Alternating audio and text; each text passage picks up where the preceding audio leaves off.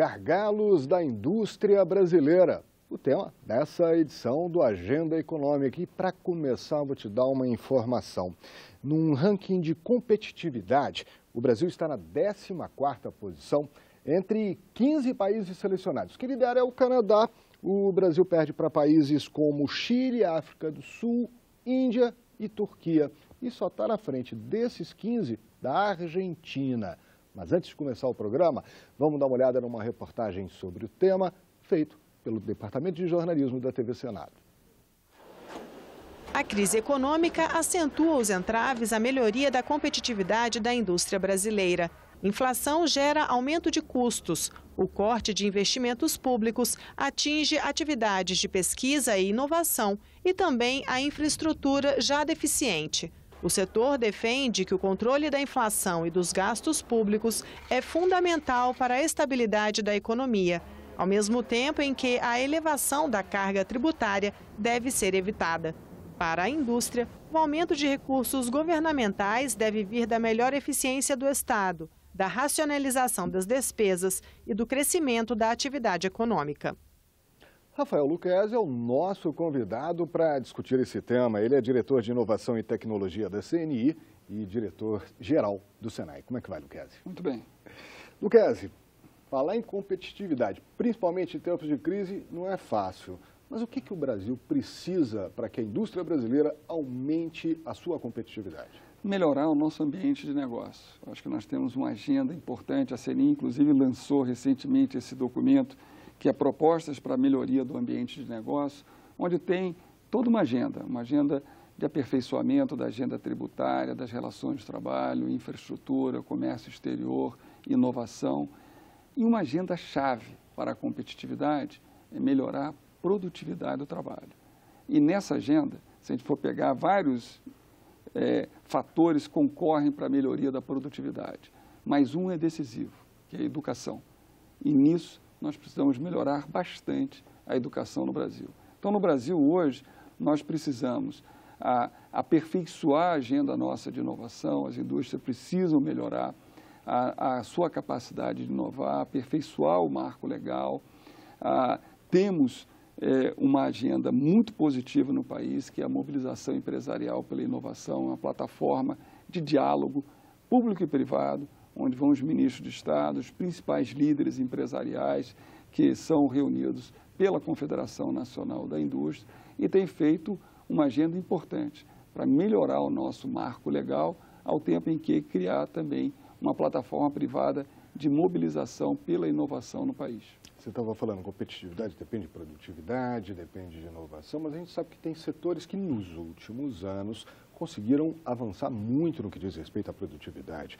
A indústria extrativista, a agricultura e a manufatura. O que influenciou mais nisso? Por que alguns setores têm discrepâncias? Fizemos um ciclo de crescimento baseado em 3 fatores. Um preço elevado das commodities internacionais, que já se esgotou, no crédito e no consumo, que também se esgotaram. No país nós temos um problema de baixo índice geral de investimento de poupança e nós temos que resolver esses problemas. E para fazer isso, vamos ter que melhorar a equação geral. Há um esforço, o país está em crise, vivemos hoje uma situação de recessão, mas temos que fazer mudanças estruturais para melhorar o ambiente de negócio.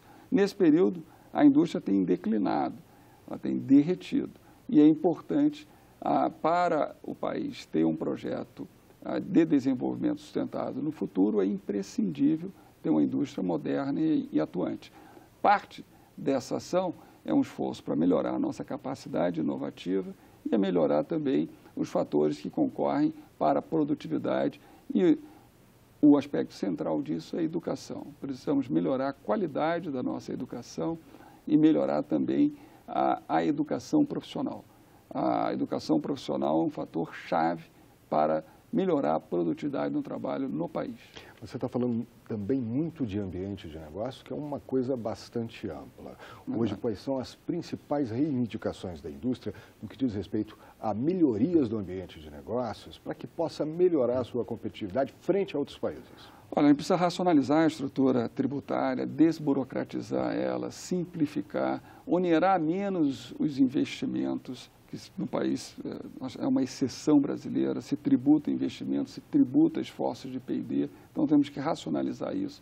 Na área de relações de trabalho, temos que tirar uma lógica conflitiva da nossa relação de trabalho, simplificar ela mais, dar mais segurança jurídica e infraestrutura. Precisamos melhorar, é um grande gargalo da produção no Brasil, os aspectos de infraestrutura, nós investimos pouco em infraestrutura, o Brasil investe em torno de 2% do PIB e deveríamos investir 5% do PIB. Investimos 100 bilhões de reais e deveríamos investir 250 bilhões de reais para fazer frente às necessidades. Se nós olharmos, os principais países do mundo vão estar investindo 6%, 7% do PIB em infraestrutura. China é um exemplo de um BRICS, a Índia também, e que estão investindo nessa faixa. E nós temos um subinvestimento em infraestrutura que vai onerar toda a atividade econômica no país. Então, é uma outra agenda importante.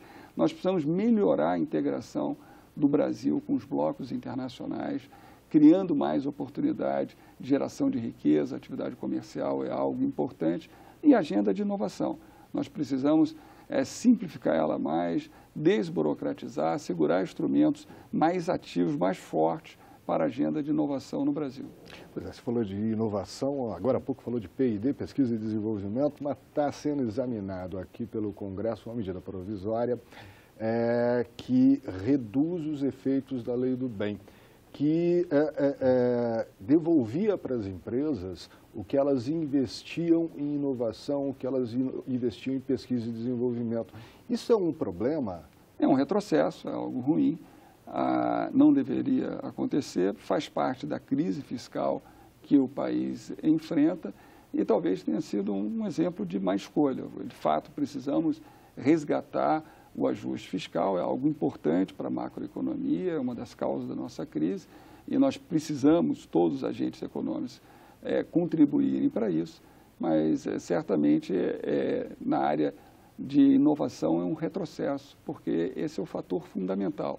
Todos os países desenvolvidos, todos os países em desenvolvimento têm uma agenda voltada para a inovação, eles apoiam a sua capacidade inovativa, inclusive na agenda de crise, que começou nos países centrais a partir de 2008, 2009, esses países apostaram mais em inovação como um caminho de saída para a crise.